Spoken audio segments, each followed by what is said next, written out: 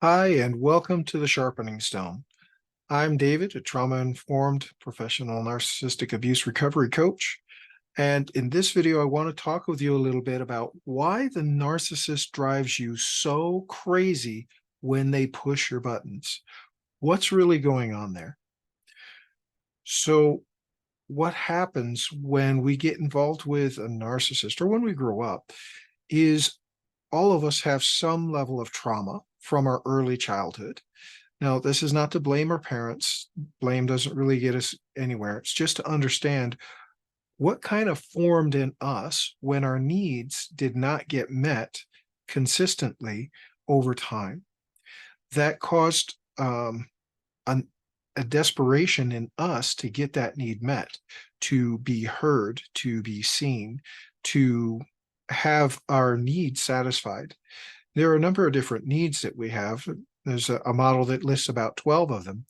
But the first and foremost need that we have is for attunement, connection, responsiveness from a caring parent who can take care of us. They can meet our needs, our physical needs and other needs.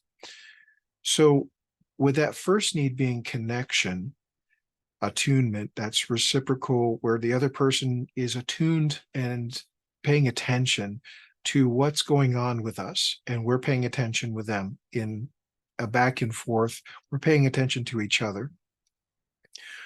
When this need is not getting met and a narcissist gives you the silent treatment, it can drive you absolutely crazy because it's that abandonment wound, that need that you had in early childhood that didn't get met, where you weren't paid attention to, you weren't given attention, you weren't acknowledged, seen, heard, celebrated. You weren't received with the warmth and the welcome that you really needed and really deserved just for the sake of being a human being. The things that we deserve just for being a human being are a part of our dignity. And when that dignity gets violated, ignored, dismissed, even used against us, turned against us to threaten our connection with the people who provide our needs, if we don't subdue some part of ourself, subdue our need for connection, subdue our need for authenticity, subdue our need to be heard and seen and accepted just as we are. If we don't do that, they threaten that connection. It causes a wound. It causes us to believe about ourselves that we're unworthy, that we're defective, that there's something wrong with us. And it can cause us to turn against ourselves. It can cause us to respond in any number of complex trauma responsive ways. There are about 60 of them. So when we start out in life, getting our needs met is crucial. It's important. When that doesn't happen, it causes us to believe a negative perspective about ourselves, which causes us to act out in unhealthy ways to try to get those needs met. The narcissist picks up on that, and that's how they can start to read us like a book, where it almost seems like they know us better than we know ourselves. Not because they do, but because they're very keen at picking up on the details and the subtleties that we're expressing about what our needs are that aren't getting met. And then they'll use that to press that button to go right where the need is greatest, that we are lacking, or we perceive what we're lacking, that we got denied when we were young.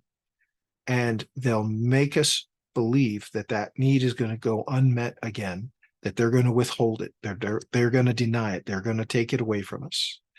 That's why a narcissist can drive us so crazy when they try to push our buttons, when we interact with them. If you want to learn more, find out more about how to identify your core wounds from early childhood trauma, to resolve them, heal them, and learn to meet your own needs in healthy ways, and break free from complex trauma reactions that have been conditioned into you since youth, so that you can become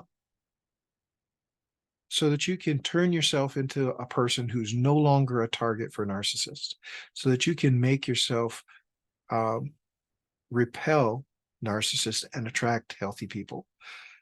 Then check us out at Sharpening Stone Coaching on meetup.com. It's Sharpening Stone Narcissistic Abuse Recovery Group.